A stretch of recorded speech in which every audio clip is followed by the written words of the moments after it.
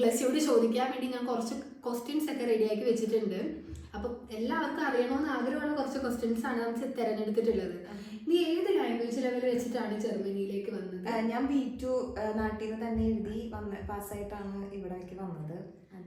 Okay, അപ്പം direct ഹൗസ്ബിൽഡിംഗ് ചെയ്യാൻ വേണ്ടിയാണോ? അല്ല, ഞാൻ ആദ്യം FSC ചെയ്തത്. അത് കഴിഞ്ഞിട്ടാണ് പിന്നെ ഹൗസ്ബിൽഡിംഗിലേക്ക് കയറിയത്. ഓക്കെ, അപ്പം FSC എത്ര ഡ്യൂറേഷനിലാണ് ചെയ്തത്? ഞാനൊരു 9 month ഡ്യൂറേഷനിലാണ് FSC ചെയ്തത്. അതിന്റെ ഇടയിലായിട്ട് ഞാൻ ഓൾറെഡി ഫോർസ്റ്റലും ഷൂളയിലേക്ക് സെൽഫ് ഇൻട്രൊഡക്ഷൻ ചെയ്തു. ഷൂളയിലേക്ക് അയച്ചു. എന്നിട്ട് അവര് ഫോർസ്റ്റലും ഗഷ്ബ്രേക്കിനെ വിളിച്ചു.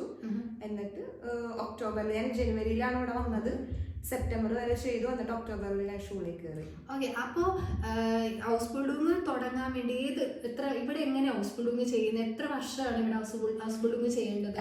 ഇവിടെ നമുക്ക് മെയിൻ ആയിട്ട് ഉള്ളത് 3 year കോഴ്സ് ആണ് ഉള്ളത്. ഫ്ലേഗെ ഫാക്രാഫ്റ്റ്, അല്ലെങ്കിൽ നമുക്ക് അസിസ്റ്റന്റ് കോഴ്സ് ഉണ്ട്. അത് 1 year കംപ്ലീറ്റ് ചെയ്യാവുന്നതാണ്. ഓക്കെ, അപ്പൊ ഈ 1 year കോഴ്സ് ആണോ 3 year കോഴ്സ് ആണോ ടഫ്? അതോ ഇവിടെ പഠിക്കുന്നത് ഇപ്പൊ ഒരു എക്സ്പീരിയൻസ്? ഇപ്പൊ ഏത് ഇയർ ആണ്? ഞാനിപ്പോ 2nd ഇയറിലേക്ക് ഇപ്പൊ കയറിയേക്കാണ്. ഇപ്പൊ ഇതുവരെയുള്ള ഒരു എക്സ്പീരിയൻസ് എങ്ങനെയുണ്ട്? പഠിക്കാൻ പാടാണോ? എന്തെങ്കിലും ടിപ്സ് പറഞ്ഞു കൊടുക്കാനുണ്ടോ? എനിക്കിവിടെ ഫീൽ ചെയ്തതെന്ന് വെച്ചാൽ നമ്മുടെ നാട്ടിൽ വെച്ച് നോക്കുമ്പോൾ കമ്പാരേറ്റീവ്ലി ഇവിടെ പഠിക്കാൻ കുറവാണ്. സബ്ജക്ട്സ് വൈസ് ഒക്കെ ആണെങ്കിൽ അങ്ങനെയാണെങ്കിലും കുറവാണ് പഠിക്കാനുള്ളത്.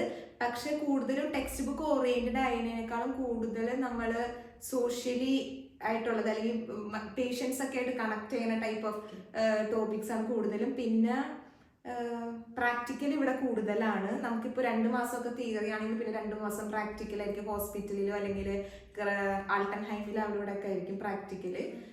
പിന്നെ ഇമ്പോർട്ടന്റ് ആയിട്ട് വേണ്ടത് ലാംഗ്വേജ് ആണ്. ലാംഗ്വേജ് ഭയങ്കര ഇമ്പോർട്ടന്റ് ആണ് ഹൗസ്ബിൽഡിംഗിൽ. അപ്പം എല്ലാവരും ചോദിക്കുന്ന ഒരു ചോദ്യമാണ്, B2 ഫുൾ മൊഡ്യൂൾ വേണോ? B2 ഫുൾ മൊഡ്യൂൾ സർട്ടിഫിക്കറ്റ് ഇല്ലാണ്ട് നമുക്കിത് പ്രോസസ്സ് ചെയ്യാൻ വേണ്ടി പറ്റുമോ?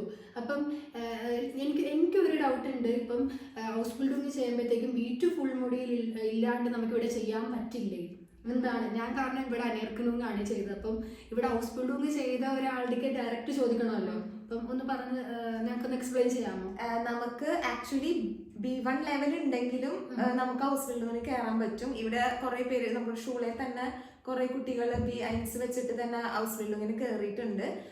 ബട്ട് എന്താന്ന് വെച്ച് കഴിഞ്ഞാൽ ഭാഷ വേണം. ഇപ്പൊ ഞങ്ങളുടെ ഷൂളിൽ എങ്ങനെയാന്ന് വെച്ച് കഴിഞ്ഞാൽ ഇന്റർവ്യൂവിന്റെ ടൈമിൽ നമ്മുടെ ഭാഷ എത്രത്തോളം ഉണ്ടെന്ന് അവര് നോക്കും. അപ്പൊ നമുക്ക് B1 B2യുടെയും ഇമ്പോർട്ടൻസ് അവിടെ നോക്കണമെന്നില്ല. നമുക്ക് നന്നായിട്ട് ഭാഷ ഹാൻഡിൽ ചെയ്യാൻ പറ്റുന്നുണ്ടോ എന്നാണ് അവിടെ കൂടുതലും ചോദിക്കുന്നത്. പക്ഷെ B2 ഉള്ളതാണ് കുറച്ചും കൂടി നല്ലത്.